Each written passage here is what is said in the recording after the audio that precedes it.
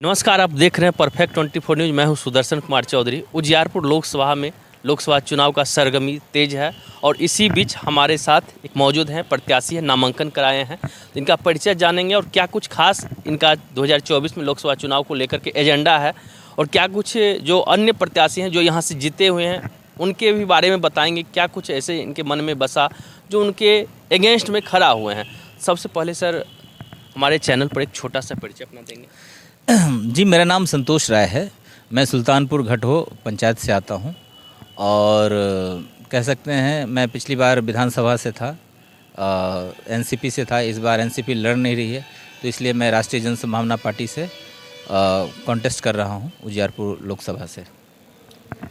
ये लोकसभा चुनाव जो आप लड़ने जा रहे हैं, एक से एक महारथी सब कहें तो आपके अगेंस्ट में हैं और उनके प्रतिद्वंदी के रूप में आप लड़ना चुनाव मैदान में उतर चुके हैं लड़ने के लिए। तो क्या कुछ मन में था, आखिर क्या कुछ उम्मीद थी उजियारपुर की जनताओं से जिस उम्मीद के साथ आप खड़ा उतरे हैं?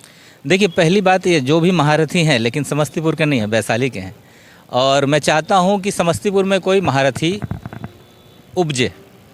जैसे जननायक कर्पूरी ठाकुर जी की ज़मीन है और इस ज़मीन पे अभी कोई भी नेता दिख नहीं रहा है जो कि बाहरी को टक्कर दे सके।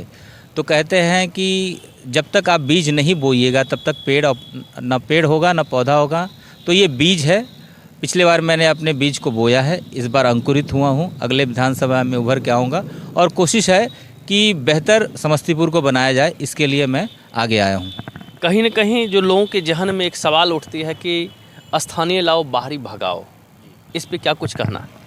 जी, बात तो सही है। इसी सोच के साथ मैं आया था कि कब तक बाहरी को हम लोग मौका देंगे। और बाहरी और भीतरी की बात तो बात की बात है, वो बाहरी भी है लेकिन वो डेवलपमेंट नहीं कर रहे हैं, उनका कोई विज़न नहीं है। विज़न तो दिखाते हैं लेकिन विज़न पे काम नहीं करते हैं, ना विज़न धरातल पे आता है। मेरा जो विज़न है बहुत क्लियर कट है और उम्मीद करता हूँ अगर मेरा विज़न आप लोग जानेंगे तो समझेंगे कि वाकई हम क्या सोच लेके आए हैं। मेरा पहला विज़न है कि अगर मैं सांसद अगर चुना जाता हूँ तो मैं पहले समस्तीपुर को पहला काम जो करूँगा, यूनिवर्सिटी ला के दूँगा। देश को आज़ाद हुए 75 साल हो गए और ज़िला को बने लगभग 50 साल से ज़्यादा, 52 साल हो गए। तो मेरा उद्देश्य ये है कि कब तक हम दरभंगा यूनिवर्सिटी में पढ़ते रहें। तो ये यहाँ के अपना यूनिवर्सिटी हो। हाँ, तो मेरा ये प्रायोरिटी है कि पहला कि किसी तरह से अगर हम जाते हैं सांसद बन के तो अपने ज़िला में अपना यूनिवर्सिटी लेके आए। पहला मुद्दा है शिक्षा के ऊपर। और देखा जाए कॉलेज की शिक्षा की बात तो हर विधानसभा में आज से 30 साल 35 साल पहले जितने कॉलेजेस थे, डिग्री कॉलेजेस, आज भी उतने हैं। तो मैं चाहता हूँ हर विधानसभा में 2-2 नए डिग्री कॉलेजेस लेके आऊँ। अब स्वास्थ्य की बात है तो स्वास्थ्य में अगर देखा जाए तो बहुत अच्छी स्थिति नहीं है। एक अभी नरघोगी में जो भी एक मेडिकल कॉलेज हुआ है, लेकिन क्या है ना, हर विधानसभा में इससे काम नहीं चलेगा। हर विधानसभा में मैं आने वाले समय में अगर मैं चुना जाता हूं तो 2-2 नए कम से कम 50 बेड के हॉस्पिटल्स ला के दूँगा। और इनका जैसे आप देखेंगे आपातकाल में लोग परेशान हो जाते हैं। एम्बुलेंस काल की अगर बात किया जाए, जो अभी लोकसभा चुनाव में प्रत्याशी उभर के आए हैं, दूर दूर तक कहीं दिखाई नहीं देते थे। जो आपातकाल की बात किया जाए, क्या कुछ कहेंगे इसे लेकर? देखिए, क्या ना, ये उनकी मानसिकता है। अब वो क्यों नहीं दिखाए दे उसके भी कई वजह है, क्योंकि वो यहाँ से थे नहीं।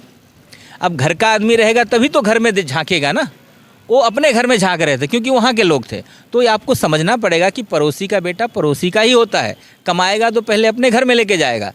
अगर आपके घर में आग लगा है और उनके घर में, तो पहले वो अपने घर के आग को बुझाएंगे, ना कि आपको। तो ये आपको सोचना है कि बाहरी को चुनना है या अपने घर वाले को चुनना है, अपने बेटा को बेटा समझना है या बाहरी को वाले को बेटा समझना है। और क्या आगे चुनावी एजेंडा है आपका जिस पर चुनाव लड़ रहे हैं इस बार? देखिए, मैंने पहला बताया कि हर विधानसभा में 2-2 डिग्री कॉलेज, 2-2 नए हॉस्पिटल्स और यूनिवर्सिटी तो हमारा पहला मुद्दा है ही। इसके अलावा जैसे एम्बुलेंस का, जैसे आपातकाल में एम्बुलेंस की कमी हो जाती है, सरकार ने दिया है लेकिन वो कारगर नहीं रहता है। तो अगर मैं आता हूँ तो हर विधानसभा के लिए अलग अलग 5-5 एम्बुलेंस रहेंगे। यानी अगर 6 है तो 30 का अपना नेटवर्क रहेगा। जो सरकार दे रही है, लेकिन अपना उजियारपुर लोकसभा का अपना 25 से 30 एम्बुलेंस का नेटवर्क होगा। जहाँ भी हो 24 घंटा वो आपातकालीन सेवा देगी। इसके अलावा अगर हम रोज़गार की बात करें, क्योंकि रोज़गार बहुत बड़ा मुद्दा है और सरकार जो है हर आदमी को सरकारी नौकरी नहीं दे सकती है। इसके लिए क्या है, उसका प्रावधान होना चाहिए। तो हमने जो सोचा है कि किसी भी तरीके से जो पढ़े लिखे हैं, जो सरकारी नौकरी में गए नहीं जा पाते हैं, तो उनके लिए कैंपस सिलेक्शन का व्यवस्था करवाएंगे, जो बाहर से कंपनियां आएगी और हर 6 महीने पे हर विधानसभा में आपको एक रोज़गार मेला लगेगा, जहां की आपकी योग्यता के हिसाब से आपको नौकरी दी जाएगी। ये हो गया। दूसरी बात क्या है, ये तो पढ़े लिखे लोगों की बात।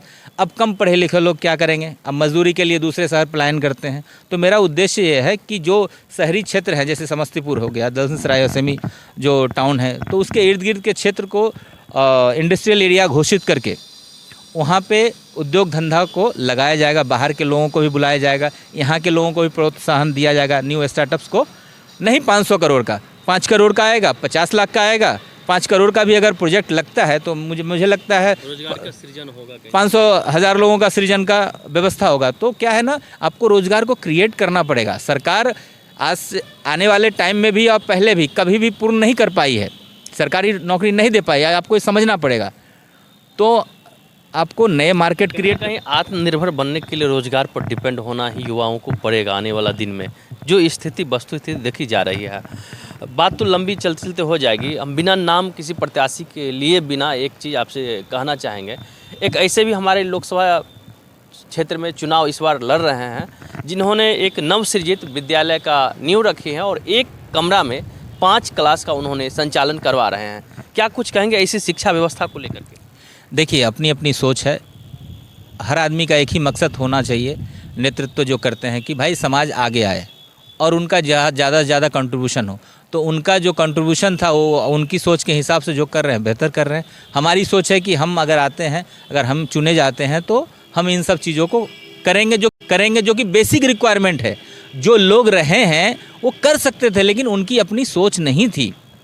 ये बहुत बड़ी बात नहीं है, अगर हम एक बार सोच ले, अगर पावर में आ जाए तो मामूली बात है, लेकिन उनकी सोच नहीं है। कमरा में 5 क्लास का संचालन, क्या कुछ लग रहा है इस तरह का शिक्षा व्यवस्था को चौपट करना, नहीं तो और क्या कहा जाए? देखिए, एक बात, अपनी अपनी मानसिकता है, आप कुछ बातें कही नहीं जाती है। आप स्थिति वस्तु को देख के समझ सकते हैं कि एक्चुअल में इनकी मानसिकता क्या है। हर शब्दों से कहने की आवश्यकता नहीं होती है। आप कई चीज़ें बॉडी लैंग्वेज और उनकी हरकत और उनकी कार्यशैली को देख के समझ सकते हैं कि उनकी क्या मानसिकता है, तो कहने की क्या आवश्यकता है। अंत में उजियारपुर लोकसभा क्षेत्र के जो मतदाता मालिक हैं उनसे पर क्या अपील करना चाहेंगे? देखिए, जब तक नए चेहरे को अगर चांस नहीं देंगे तब तक आपका उद्धार नहीं होने वाला है। आप जाति के नाम पे, पार्टी के नाम पे लोगों को वोट देते हैं और वो भी जानते हैं कि मुझे जाति के नाम पे वोट मिला है, पार्टी के नाम पे मिला है, मेरे चेहरे पे नहीं मिला है, इसलिए वो आपको इसी तरह ठगते रहेंगे। अगर अपने लोगों को उनके चेहरे पे अगर वोट देते हैं तो आपको निश्चित ही कुछ ना कुछ करके देंगे। बहुत बहुत धन्यवाद सर।